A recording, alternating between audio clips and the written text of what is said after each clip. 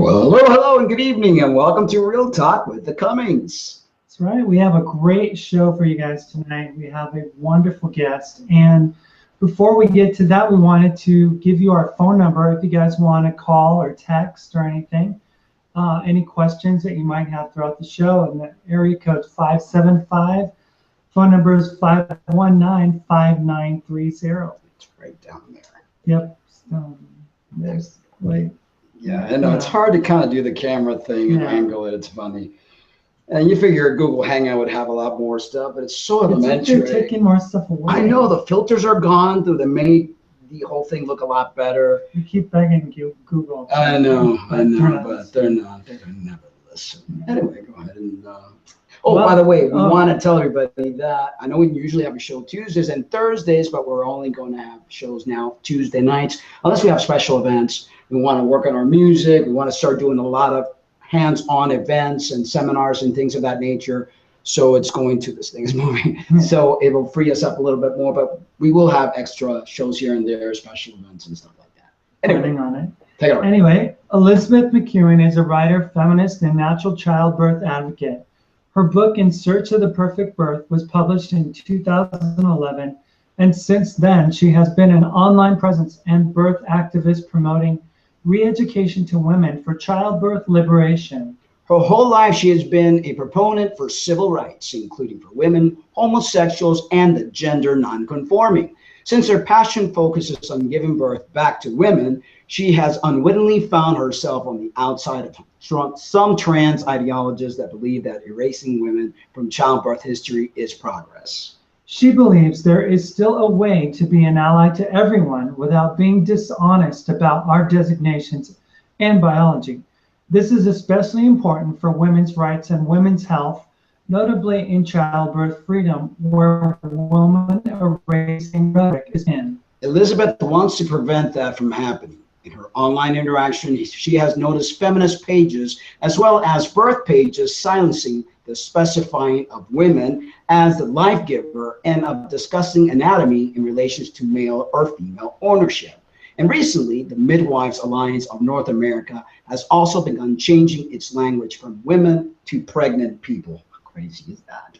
Elizabeth is pushing back to say that while women are still fighting for their freedom to escape patriarchal medical birth and other chains, they cannot possibly be oppressing others by naming themselves and by not allowing their identifying language to be erased and censored in order to cater to everyone other than women.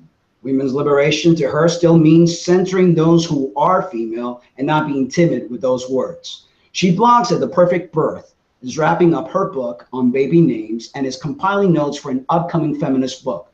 She has an author page of Elizabeth Mckeown on Facebook. And now, welcome to the show, Elizabeth. Hi.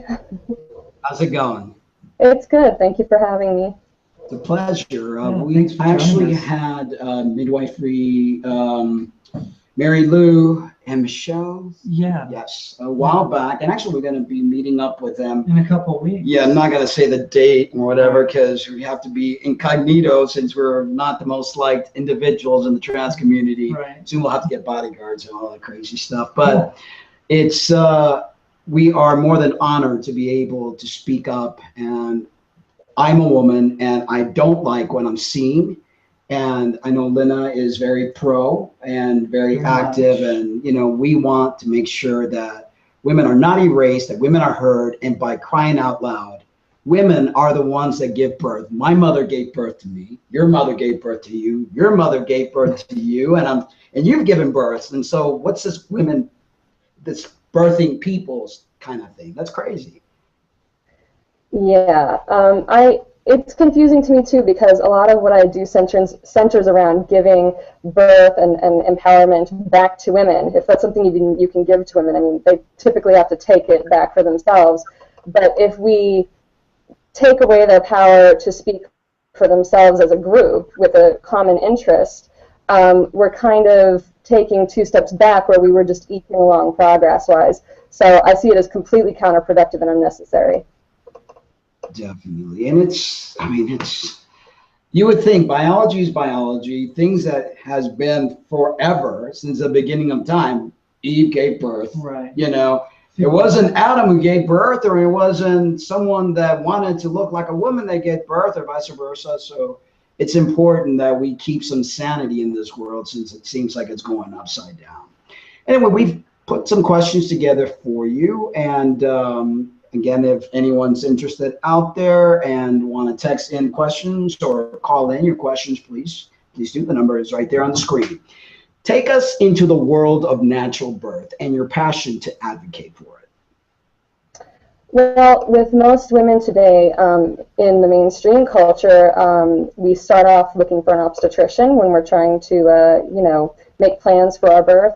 And, you know, I was no different. So when I started my journey, I went to a doctor and did the normal routine and came out of that feeling a little bit traumatized, but I couldn't quite put a finger on why. And so fast forward a little bit to my second child, I used a midwife but came out feeling even more traumatized. So for a while, I actually really hated my body in a weird way because I wasn't really sure what I did wrong. I didn't know why I was in so much pain or felt like so defeated, as though I couldn't really do this. It took a lot of soul searching and epiphanies to realize that what I needed was something drastically different from the norm. And it's really not a common concept, but it's what I do is I advocate for unassisted childbirth. And I tell women how that can be liberating and healing for them after being part of a system that truthfully is based in misogyny, because mainstream medicine today and obstetrics today is really based on taking birth away from women and controlling it in a very sterile environment, whereas nature-wise, physiologically, that's not what women need. So I speak on that, and I try to help re-educate, or as I like to say, deprogram women from that trained thinking that we are not capable of doing something that we are. And actually, giving birth has always been a very scary thing. I know when I was living my life in my female body and identifying fully as female, I tried getting pregnant and I was scared to death. I mean, I went through a sperm bank and I had a lesbian lover at the time. And I don't know if the fact that I'm infertile or the fact that I was so scared that it just never happened. It's like one of those things that you feel it's so natural. It's something that's been done since the beginning of time, yet it is a very scary thing because that's how they make it. The man in the white coat comes in, pulls the baby out. You're sitting there in labor for hours and hours. And it's like, wow, how did women do it back in the day when there was no, how do you call those gurney thing when you stick here and you open up and you're so vulnerable? I mean, I'm like, yeah. So there's got to be an easier way. And it's, I think it's important that information comes out, that people don't see it as such a threat and that they see it as what it is, a beautiful experience.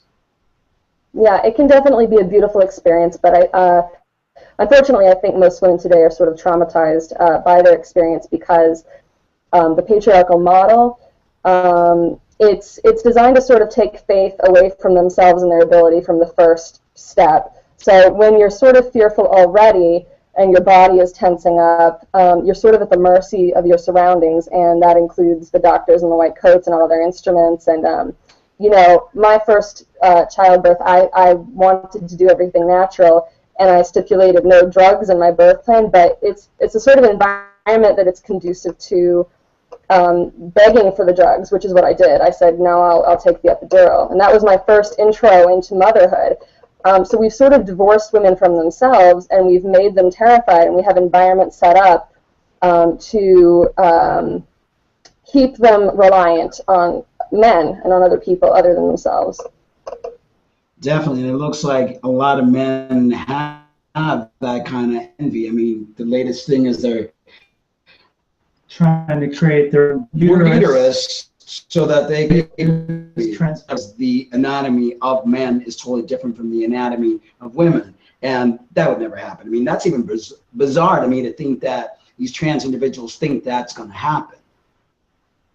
I mean, totally well, bizarre. You know, it's a scary world. I mean, we're going into more and more sci-fi territory, so it wouldn't surprise me if with enough backing socially and financially, you know, I could see that happening in a not too distant future, and it kind of freaks me out.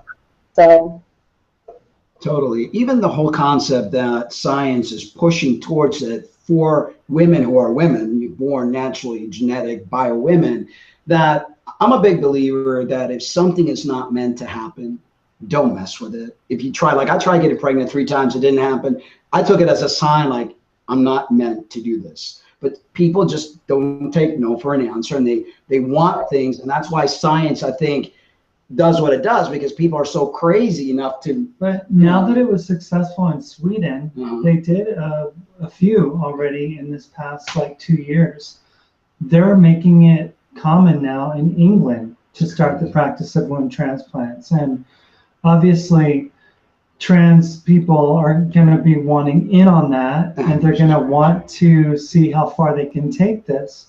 And I mean, the thing is that the concept of birthing a child and stuff, I was privy to be able to see my kids be born each and every time, and there's a huge disconnect with a man and with how a woman experiences childbirth. I mean, it is night and day. You feel like as the man, you're on the outside of it looking in, and you want to be compassionate, but you don't know how to. Like that YouTube video we saw of that guy who was driving his wife to the hospital. To the hospital.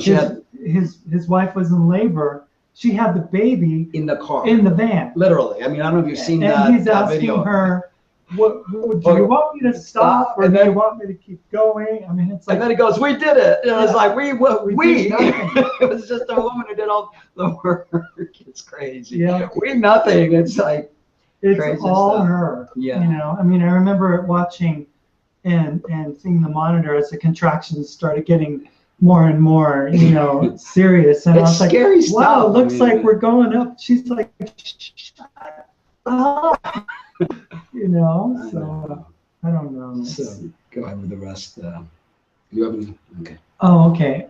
In your book, In Search of a Perfect Birth, helped you create an online presence. Can you tell us about the book and what exactly do you do online?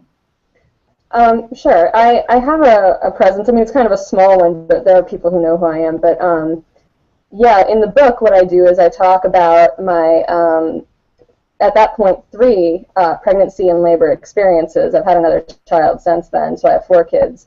And I discuss how I progressed from being your normal obstetrician seeking woman having a baby to somebody completely on the outside doing what I would have thought was crazy before, which is giving birth by myself.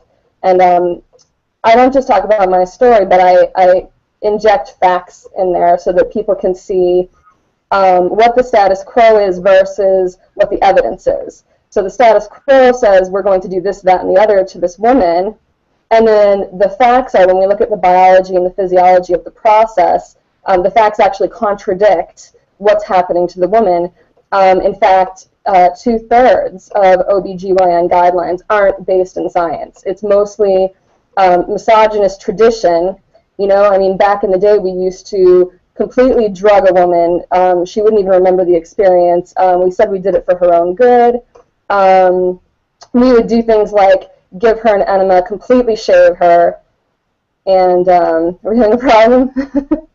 No, the volume, it may kind of create a bit of a distortion. Yeah. So I was just. Oh, okay. Sorry. Well, yeah. So no, it's but yeah. So anyway, I kind of talk about that. I break down all the myths that are accepted as the normal status quo, so that by the time you're done reading the book, hopefully you can see why I've done this. And maybe that it would be a good move for you too if you want to leave the system. If you're ready to leave the patriarchal, misogynist system, you can, and here's how. And the funny thing is, it reduces mortality, morbidity, it reduces pain. It's amazing, and it's like one of the best kept secrets. So I try to help people because I healed myself and I want them to heal. Well, it would make perfect sense. I mean, how did women have birth years ago? There was no doctors sitting there doing it. They were out in the fields working. I mean, I'm sure that what's happening now that births are more difficult, it's probably because of that instilled fear from DNA to DNA, generation to generation, that makes it harder now. But the medical community instills a fear in, you know, giving birth at home. They say, oh, how if there are complications? How about if the, you know, if the cord is stuck around the child's neck, and how about this and that? And then as soon as the baby is birthed, you know, they take it and it's not given to the mom. It's like the baby is put on this little, taken away, you know, and then like, I mean, it's like a very inhumane way. Right. And it's a very traumatic, you know, thing for the baby. For the baby, mother, and everyone involved. And that's probably why we have so much deranged individuals in the world. I mean, everything stems from that initial life. I mean, I've also heard births on water babies, which is supposed to be, I mean, what do you think about that, the water baby thing? Water baby, like water births, like giving birth in water? Yeah. Yeah, I've done it twice. It's great. Yeah. So, yeah. It relieves pain. It's a peaceful transition from womb to earth. And my first baby that I had that way was so peaceful when he was born that he didn't cry. So it's amazing. There was no blood in the water. I did it blood-free. It's a great experience. Right. And it's like, it's almost going from one body of water into another body of water, instead of like abrupt into this bright light with this ugly face staring at and pulling out and yanking and using forceps that create problems in the brain. I mean, I've had, as an occupational therapist, I've treated babies that were damaged by the forceps. I remember that, you know, one of the children that my wife had was one that was, you know, the doctor didn't even, it's like he didn't even care. It's like he came in last second to like deliver, you know, to have the baby delivered. And it's like the nurse did most of the job, you know, and my ex-wife, my wife at the time. And, you know, it's like such a very, you know, not personal, unorganic way of having birth, you know. And why do you think that it's not something that is, well, I know the answer, but I want you to, something that is not pushed more for women to do this? You mean why isn't unassisted birth encouraged more? Yeah. I think everybody is really, really afraid. We've been doing it this way for a while. I mean, modern obstetrics has only been around for like 100 or 200 years. But as far as giving birth with other people, you know, we've been using midwives for a very long time. And, you know, back before doctors, things were pretty dangerous and deadly. But a lot of that had to do with lack of sanitation, lack of good nutrition. People were dying of all kinds of things because they didn't have access to what we have today. So it's you know, we're really lucky to live in the age we're in now. A woman could easily give birth in her home with no incidents whatsoever, and in fact, she's less likely to have an incident, a negative incident at home than in the hospital. But we're so well trained. We're so well trained from the very beginning to know that, well, just in case, you better be in the hospital. And we don't tend to connect the dots that the hospital might actually be the reason that these things are happening. So what you know, part of what I do is I try to teach people that birth is not really mysterious. You can actually sort of predict what's going to happen. So I'm part of like a group of people, I would say kind of a small group of people in our society, that if you were to tell me what's going on with somebody's labor, I can predict what's going to happen because you know, the body responds a certain way to certain stimuli, and if you can be trained to know what that is, you can avoid disaster. Definitely. I don't know if you heard of this story. It was on Facebook.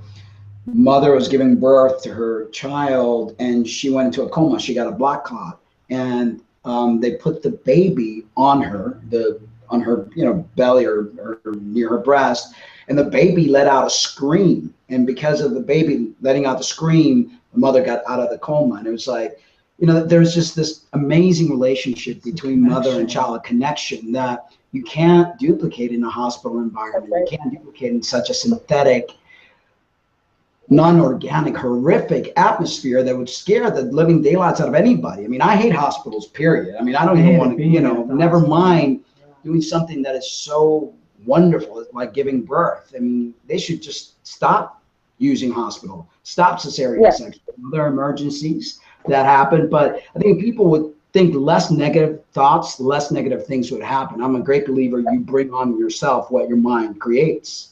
Right. Well, you know, that's true. So if women could get out of the fear state, which is a challenge, because like I said, we've trained them well. If we could get women to trust in their bodies and in the natural process more, they would see they don't need the system quite as much as they were told.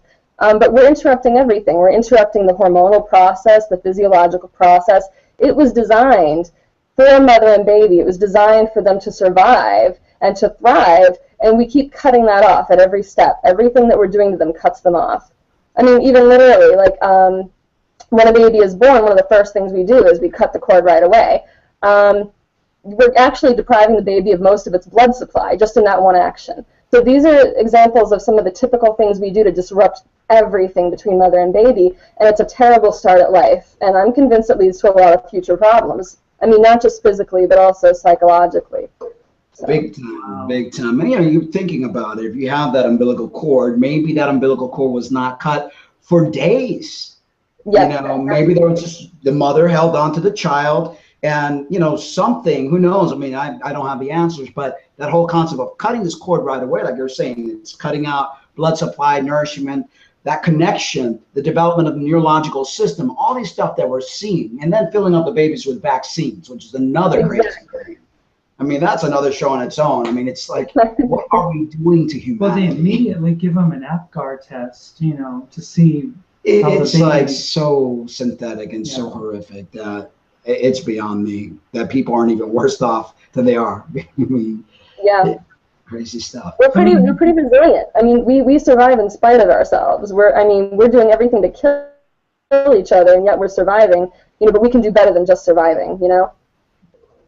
I mean, imagine the baby, you know, is so conditioned and used to that life flow from the umbilical, from the mom, and then all of a sudden they have to be introduced to, okay, now it's fight or flight. Yeah. You know, I mean, the slap in the butt, bright lights, you gotta learn how to latch on or else. Yeah, and then the cold environment, because hospitals are cold. Oh yeah, horrific. I mean, it's just the lights, everything's so unnatural. This is why we have all these diseases and mental problems. They immediately take the child from the mother, and you know, and they put it in the hands of like 3 or 4 other nurses that are doing all kinds of things, you know, to clean the baby off. Like it's a science experiment of sorts or something. It's crazy.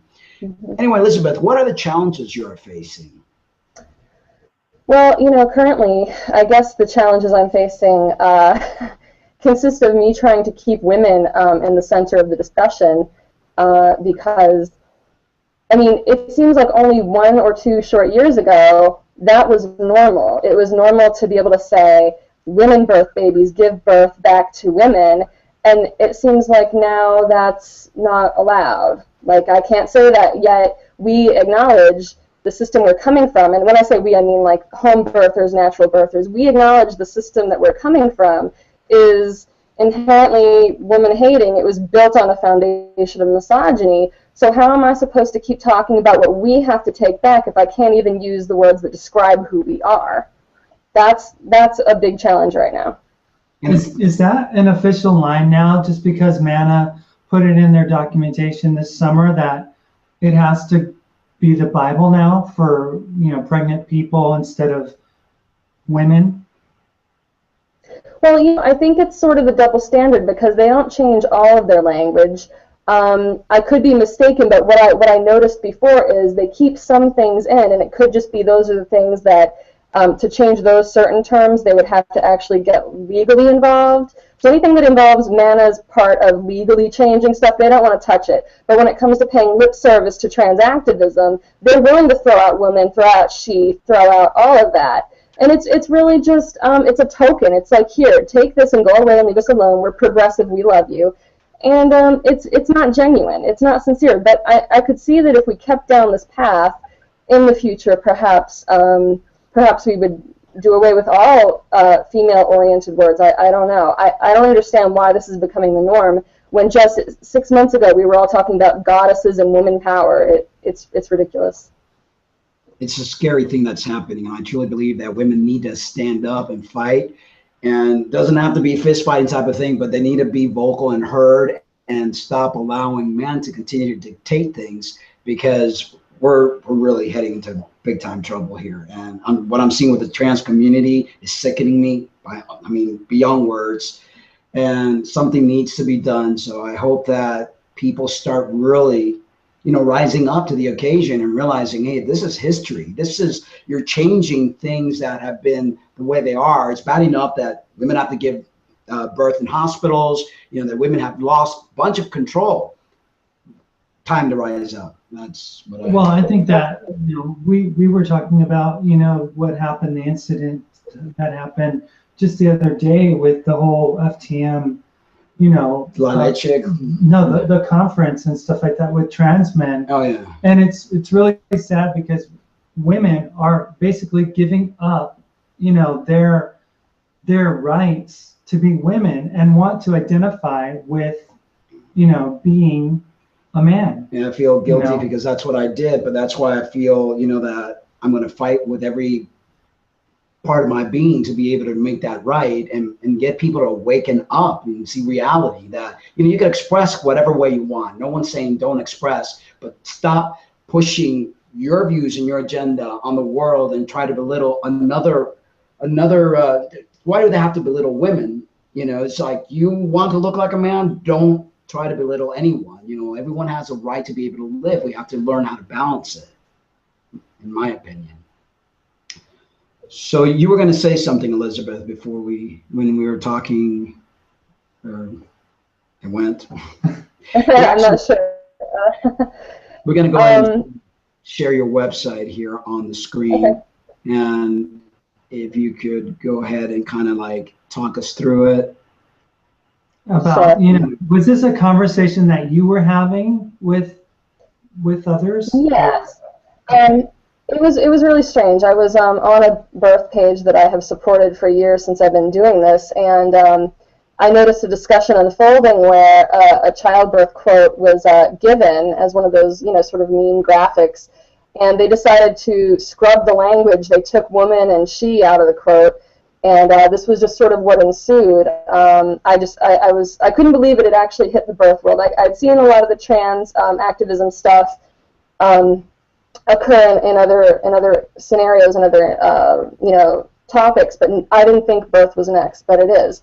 So this was a birth page, and they scrubbed the quote, and this woman came in and said, "Can't we safely write woman and her? LOL." So then after that, a disagreement between me and the page, because I came in to say my 2 cents, and they ended up calling me a transphobe and a TERF and tried to kick me out. So this quote here is from Dr. Mckeown, and he's a famous author. He actually popularized water birth in the West. He's the reason a lot of women are giving birth in birth pools. But the quote says, "One cannot actively help a person give birth. The goal is to avoid disturbing them unnecessarily." And of course, Odant did not say person and them. He said woman and her. But you wouldn't know that from how they had to censor his language before sharing his quote. So that's just the level of absurdity we've come to. Yeah, and that's just crazy. I mean, sometimes you feel like you're in the Twilight Zone, really. When all this stuff is going on, you're like, what's really, are we for real here? What are these men? Because it's all men driven. I mean, it's not bad enough that women have, been sold in slavery. We've been, I mean, you name it, it's been done. You guys can even vote. Yeah, we couldn't vote nothing. So now that we're trying, finally getting there, it's like now they want to put us back into a bottle somewhere and throw us in the ocean, or it's bizarre. And I don't, my Cuban brain doesn't compute. It's like, how can this be happening? I mean, is there a spaceship going to be landing soon? Something strange. I mean, it's bizarre. I mean, it gets to the fourth question. I mean, birthing belongs to women. What has happened? What's happened? Yeah, I mean, it is really strange. And to be honest with you, I thought that it was mostly, male to female transgender activists that were having the problem with it. But you mentioned Mary Lou and Michelle earlier.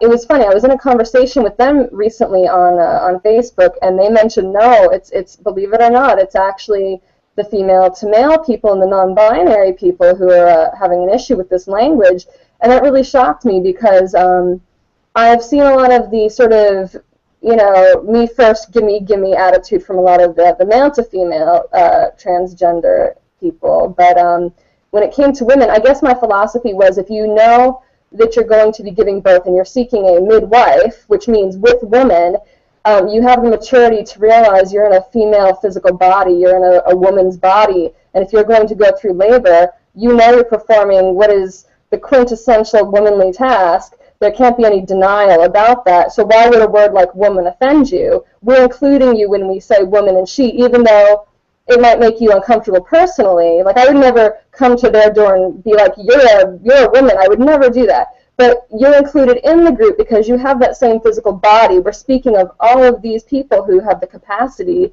to give birth. So why do you want to take away the language that we need in order to yank power back from the system, you know? It makes no sense to me. And this is why I've always said that transgender individuals have mental issues. This is not a biological problem. This is a psychological problem. If you are going to give birth to a child and you're going to be using your uterus, then you are a woman.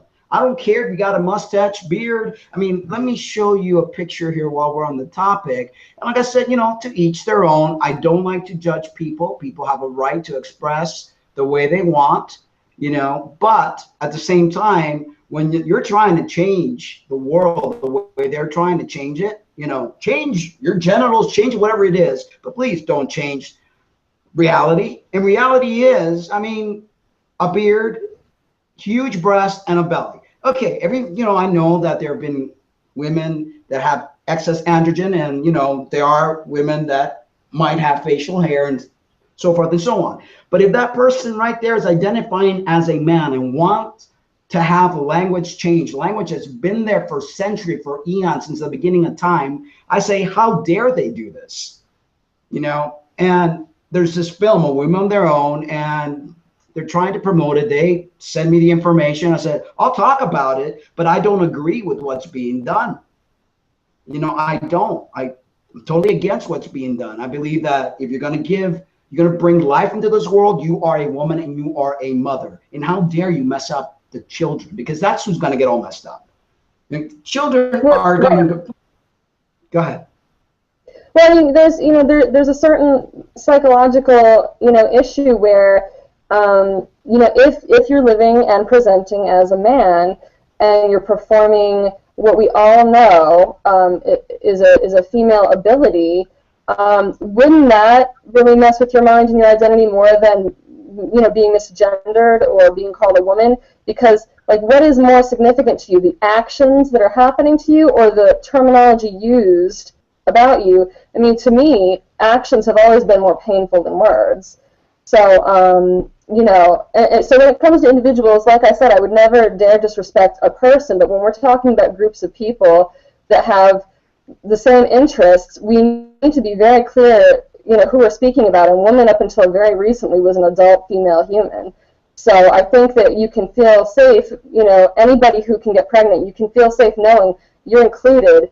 And MANA doesn't need to change their language, and no midwives would turn you away on the basis of not identifying as a woman. And if you find a good midwife, they would respect you and call you whatever you wish to be called. So it's totally unnecessary to scrub us from the. I mean, we just got in the history books. Don't take us back out. Exactly. But it's, you know, this trans agenda, trans narrative is very narcissistic, very self-centered.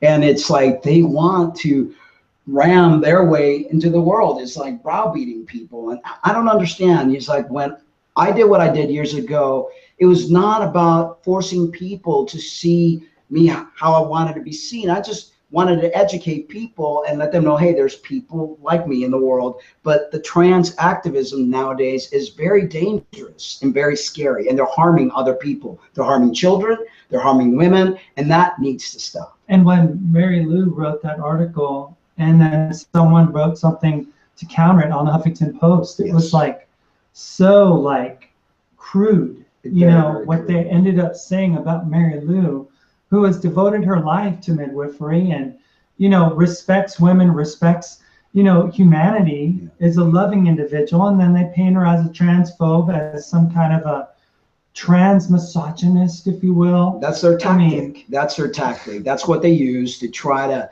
ram things down people's throat, to try to make other people seem like the enemy when the enemy is actually them. I mean, if you saw the letter that was drafted, the letter to Manna in response to Manna, it's extremely respectful. It doesn't say anything that would negate anybody's identity. It talks about biology, and when we're talking about pregnancy and childbirth, it's imperative that we be honest about biology, because this is a very biological act that we're doing. We don't have time to play games or give things new words. We have to use the correct terminology to discuss what's going to be happening in the event happening to you. Now, for somebody that is a trans man or a non-binary person that is going to be giving birth, I would wonder why they would want a midwife when wife is in the name and it refers to the client, okay, with woman, it refers to the client. But also, I mean that's primary, but I would wonder why you wouldn't feel at home with people that would respect you on a personal level.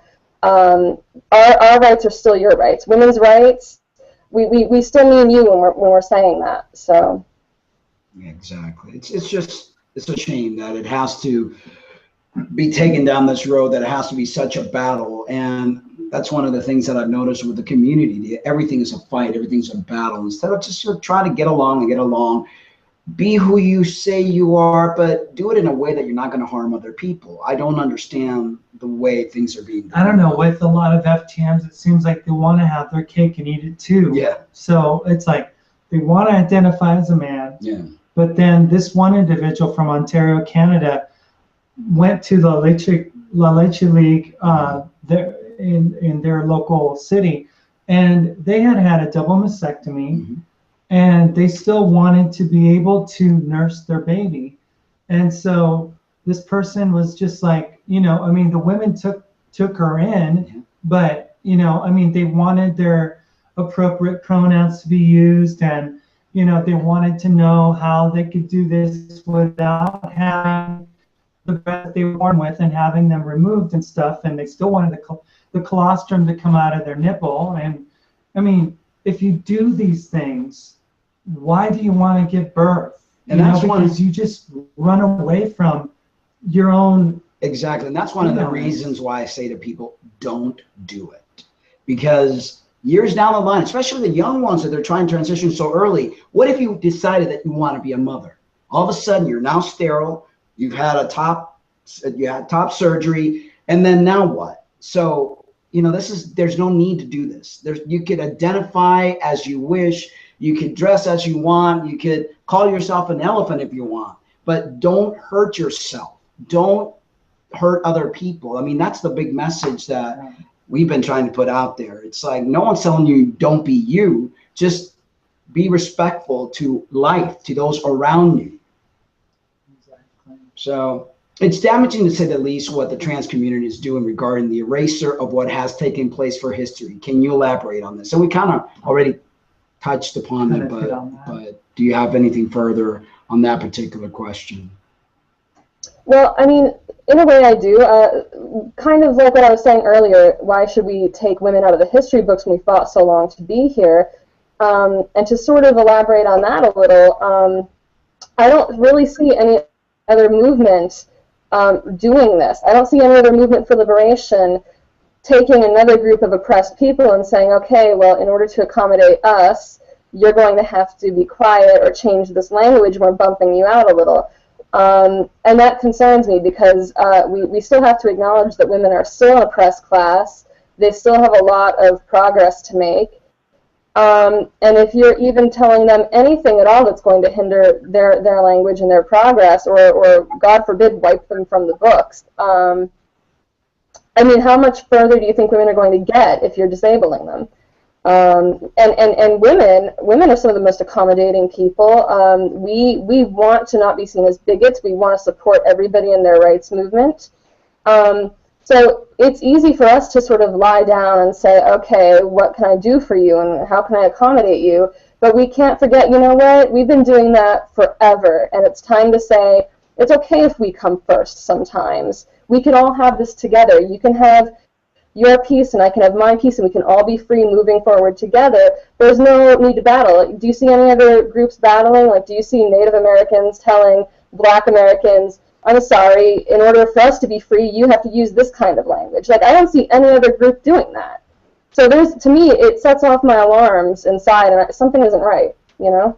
And that's why I say that, you know, as a community, they have to realize that the problems of the world are not just trans problems. You know, they think that their problems are worse than everybody else. They whine more than any other group, you know, and it's like, it's time for them to take responsibility. It's time for them to realize that the world has been operating way before they all of a sudden came up with a name calling it transgender, gender dysphoria. People have been different since the beginning of time. There's intersex people, there's people that identify as two-spirit. They lived with everybody else. So why all of a sudden now are we bending backwards and forward for a community of individuals that really have a lot of psychological problems, a lot of self-hatred, and it's showing by the way they're pushing their agenda. I think it's interesting when you wrote in your blog there when it said, won't somebody think about anybody plainly that is the essence of motherhood and they've enacted a womanly deed there? It doesn't mean they have to believe themselves women all the time. When they see healthcare pros, who do they see? A gynecologist, better change that too. If a female performs a woman's biological role and you want to get rid of the word woman, that's erasure. Women are being erased. They are. Definitely are. And it's crazy stuff. I mean, the whole PC thing that's happening now, since trans is everywhere, is really dangerous. People need to wake up to the truth that this is not as organic as trans people are making it out to be. There's an agenda, a crazed eugenic agenda that's behind all this. They call us conspiracy nuts. They think we're crazy. We don't hate trans people. Hey, lived since 2003 as one. I just don't like what's being done, and it needs to stop. And no one's talking about it. Everyone's trying to be all PC. Well, someone's got to bring up the truth, and someone's got to change this train wreck before it becomes unchangeable. Well, you know, it's brave. It's brave because none of us wants to look like haters. I mean, calling me a bigot would be one of the worst things you could do to me. That would hurt me right in my heart. And I think that people know that. I mean, when we're dealing with a liberal and progressive society, and you're looking at progressive people with freedom movements of their own, no one wants to be a hater. So if you get us where it hurts, you're going to get us to be more compliant. And it's going to take bravery for somebody to stand up and say, you know what, it may not be popular, but I have to dissent right here. So brave people, please stand up.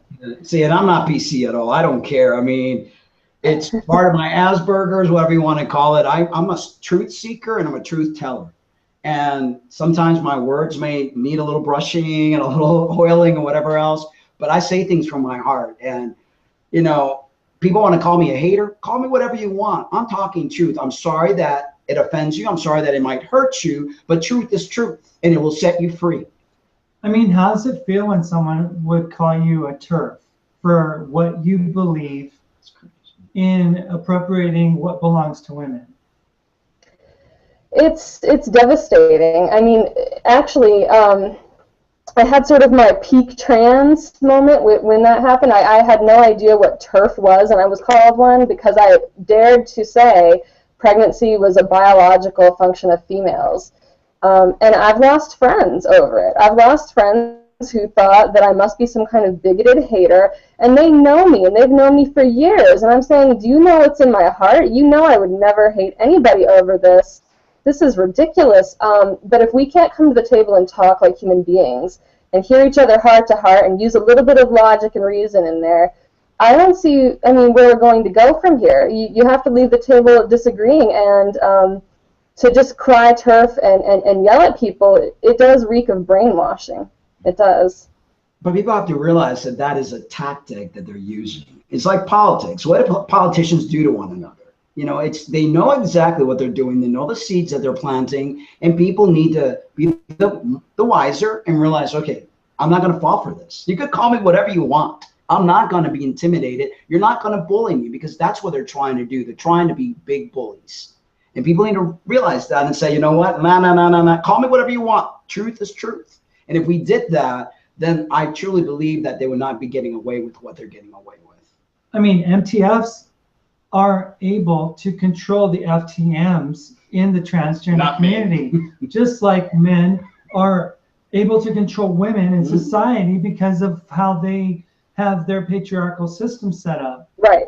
You know, everybody's misogyny is so deep. Everybody, the internalized misogyny and the misogyny coming from males is all ingrained so deeply in us, we don't even notice when it's happening. So, yeah. Well, let me see. So, question 6. What can society do to help? We're going to have to employ a little more common sense. We're going to have to actually use the compassion we say we have when we're standing up for other people. If you want to stand up for a group or stand up against privileged classes for oppressed classes, you're going to have to really listen with your heart to people, especially friends. If you know somebody, give them benefit of the doubt, trust what's in their heart, have a reasoned conversation with them, because chances are the person you're speaking to is not any kind of bigot. They're just using common sense and trying to express that they're not going to throw another group under the bus for the sake of one person's feelings.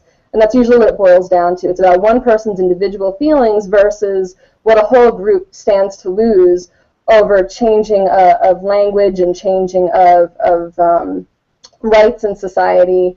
So we're going to have to use our brains and stop going with the flow and towing the line. Yeah, that's definitely very important. And then also people need to realize and look at the big picture. Here you have a group of individuals who are claiming to be born in the wrong body. In history, like I mentioned before, there have been people that are two-spirited, are intersex, some women that are a lot more masculine than the average women, some men that are much more feminine than the average man, but that doesn't mean that you are born in the wrong body. This whole transgender identity disorder, gender dysphoria, is to me like a new diagnosis that has been created to be able to push hormones, pills, surgeries. You can't change biology. So I don't understand how these gender specialists and these surgeons have fallen for the wrong body. There's no such thing. We are not born in any wrong body.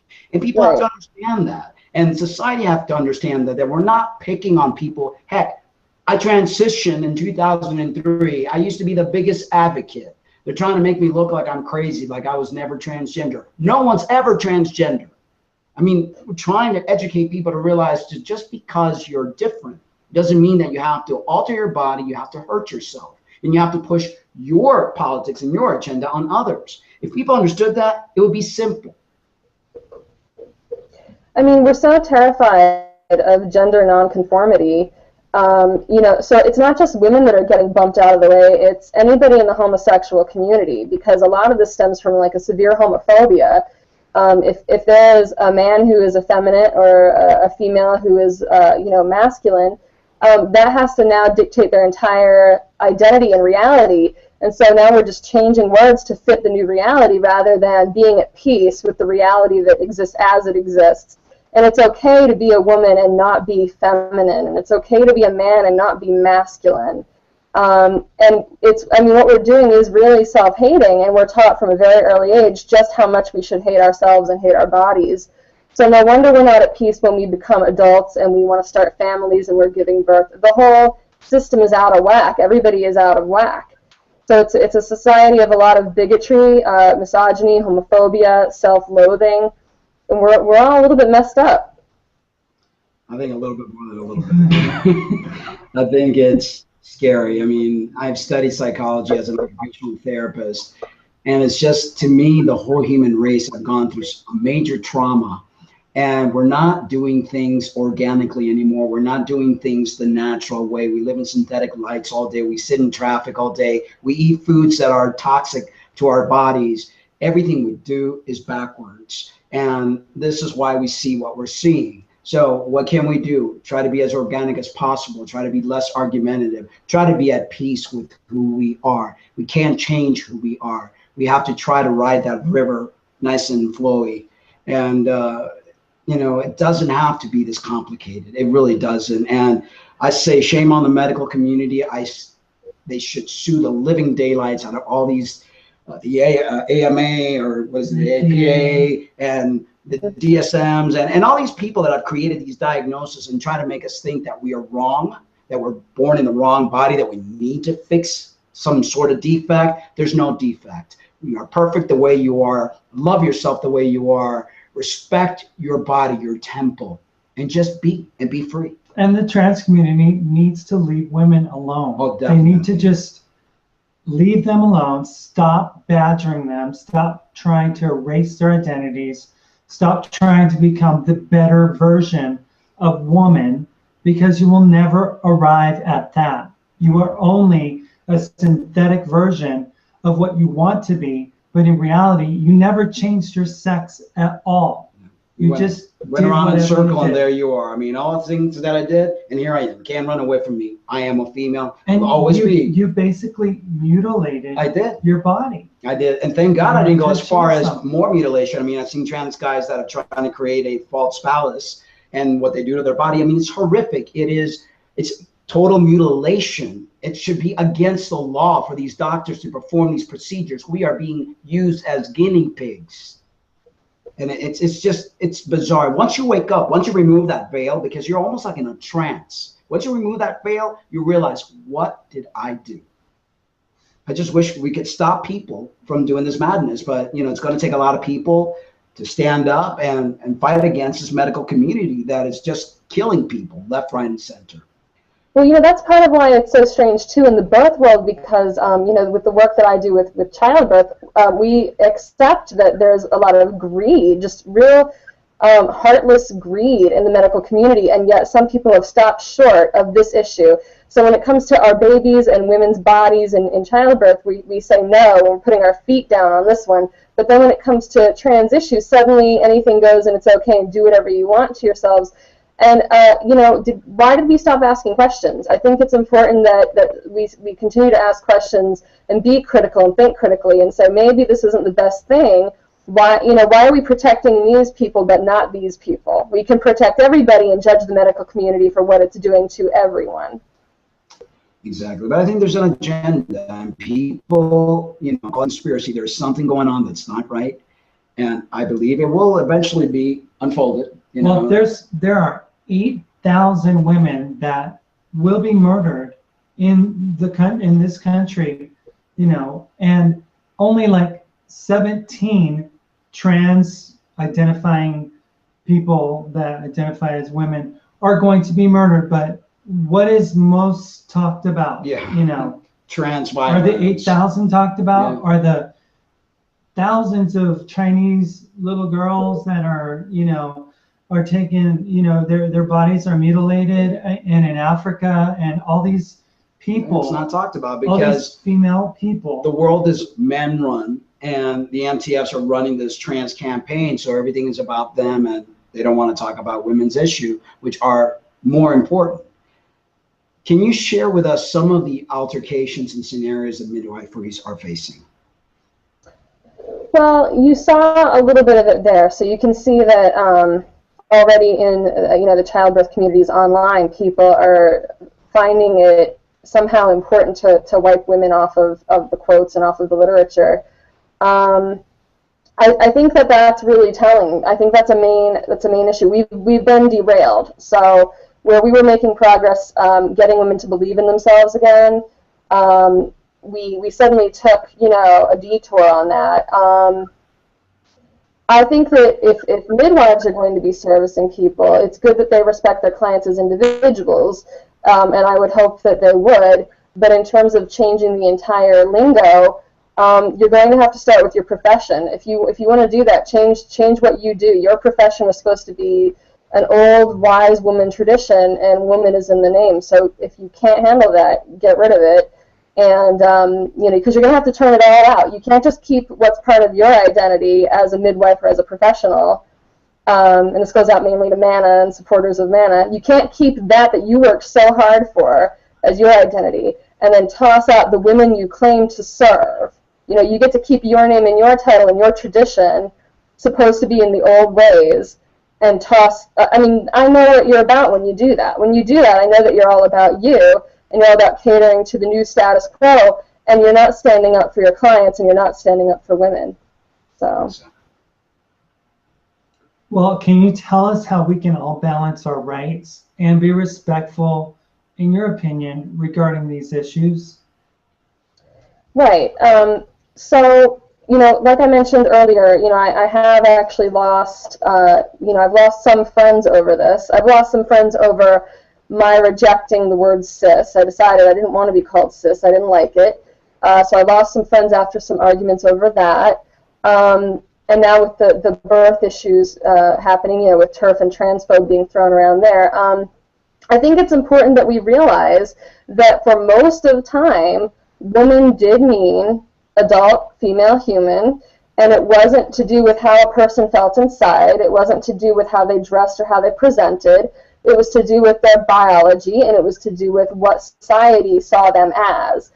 In oppressed groups, you don't get treated for how you feel inside. You get treated for how society recognizes you. So if people recognize you as having life-giving capacity, they see you as a woman. That's what woman means. And so my message on that note would be, you know, to anybody in the trans community that gives birth, you know, you're under our umbrella. You know, if we say woman, we're not trying to insult you, but you're under the umbrella of the people who were oppressed because they can reproduce. We're not trying to exclude you. I don't think woman is an exclusionary term, but if you want to call me person with uterus, I feel that well, aside from being silly, you're actually reducing me to parts, which is ironic because that's a lot of claims that they make against radical feminists. Oh, you're reducing people to their vagina. A woman is not just a vagina. Well, I know that, but I was oppressed because I had a vagina. That's the whole point. So, you know, we can walk side by side, and I want to stand for your rights, and please stand for my rights, because women have walked a long, dirty road to get here, and we're still fighting. Please don't make us throw out our language. And I'll deny you nothing. If you're a trans individual, I want you to have everything I have. I want you to have my same rights. I want you to love who you want to love, dress how you want to dress, have a job, have a house, eat, get medical care, you know, and real medical care too. So if you need psychological help, I want you to have that as well. And we could all be free. Why aren't we holding hands and loving each other? Why are we fighting over this? It's stupid.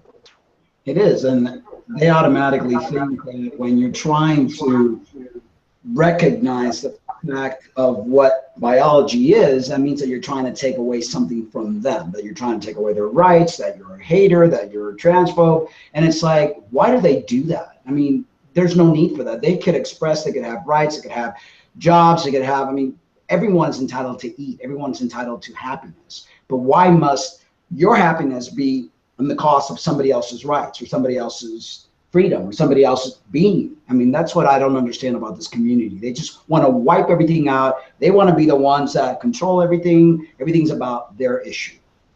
And that's wrong. So, you have is there a question out there? Is that my turn or your turn? You have a new book. I always get lost of whose turn it is or who's not. You have a new book out, and you're working on another one. Can you tell us a little bit about that? Yeah, I'm wrapping up a baby names book. I actually study names, personal names, and it's going to be an interesting one. I've been working on it for years, so that should be out soon.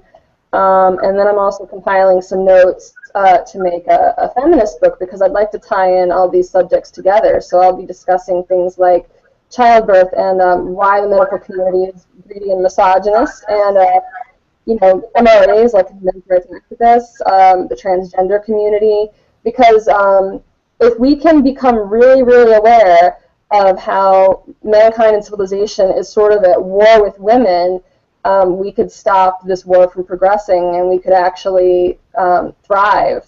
So it's important to do that, because we're actually destroying ourselves and we're destroying the earth. Very people are aware of the fact what we're doing to Mother Earth, Gaia. Very people, we are connected. Like today, you were watching that one video with the Native American. And, you know, if we would have been living life the native way, we would be able to drink water from our rivers, our skies would be clearer, everything would be so much more harmonious. Everything has been taken out of whack. Everything is just so upside down that I really don't know what the future holds. I really don't know what's going to happen to humanity. If we continue this way, we're doomed. Totally.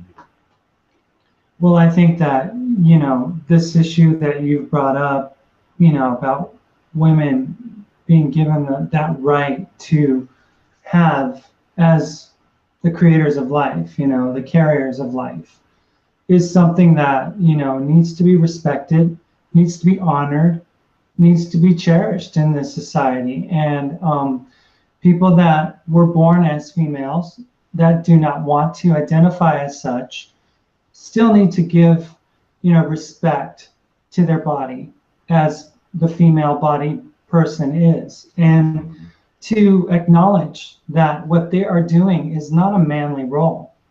It's a role that women throughout history have fulfilled, and it is something that is beautiful, necessary, and important for sustaining life on this planet. Why can't people just respect women for what they do, for what they are, for what they've been able to give to society, instead of trying to erase what they've done? It's almost like the last thing that you can take away from a female, a woman, is that birthing process. That's what women do. That's their role. And it's like, no, we're going to take that away from you too. I mean, that's crazy. Exactly. Totally. And as a guy, I want to tell you, I'm sorry that men and, trans men have taken something so beautiful and made it into something that they want to make for themselves, that they want to redefine it. They want to package it in their own way, and they want to control it. And it's wrong. Totally wrong. Yeah. I'm still looking for another question if someone had one. Give us a call if you have a question at 575-519-5930. We're almost done. Anyway, is there a personal message that you would like to have heard specifically?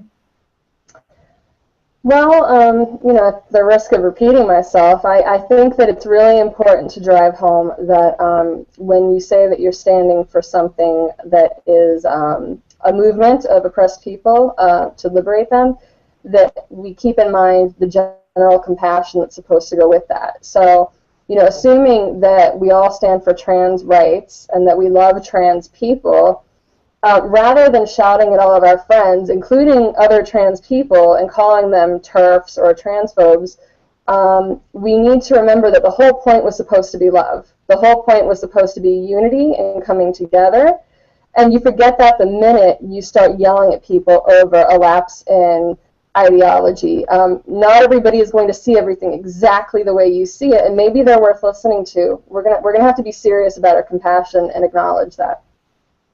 Exactly. And what I've said, and I saw it coming after I saw Janet Mock's interview, I saw the decline in what was taking place in this so-called community. And I feared what was happening because the movement became angry, became very self-centered and narcissistic. Prior to that, trans advocates, including myself, we were trying to educate people, we were trying to be kind, and we were happy for whatever understanding we got from the world. Now I see these so-called trans activists and advocates and people that are just trying to redefine what the world has in place. I mean, you can't rename things. A tree is a tree. You can't all of a sudden say, no, I don't like that name. I'll name it a Booga Hooga or whatever. I mean, things are the way they are. And they're going to make more friends by being loving, by being understanding and compassionate. They want compassion, but they're not willing to give it. And that's something that they need to learn. And I know that a lot of trans people are in their terrible twos. They're in puberty. It's like sometimes talking to a child. They get angry and frustrated. They won't listen to anything. Someone calling in? Or? I was thinking that they did. And it doesn't have to be this difficult. It has to be a little give and take, a little balance, because that's how this world is based on, the yin and yang, the flow, night and day balance. Let's ride this wave together. Let's understand that it's all about love, like you mentioned earlier, and you're going to get more with honey than you are going to get with something bitter, or that's basically.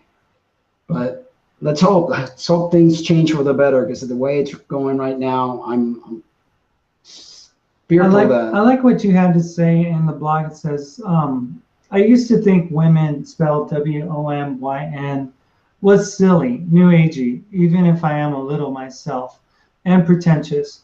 Now I see it as a radical protest, and I may use it a little more, just to see how it feels, just to piss off these misogynists and men's rights activists, because that's what they are. I am a goddess, and goddesses give birth. It was birth goddesses we talked about throughout time and in recent birth movements, not birth gods. Those are the people who prefer the label obstetrician.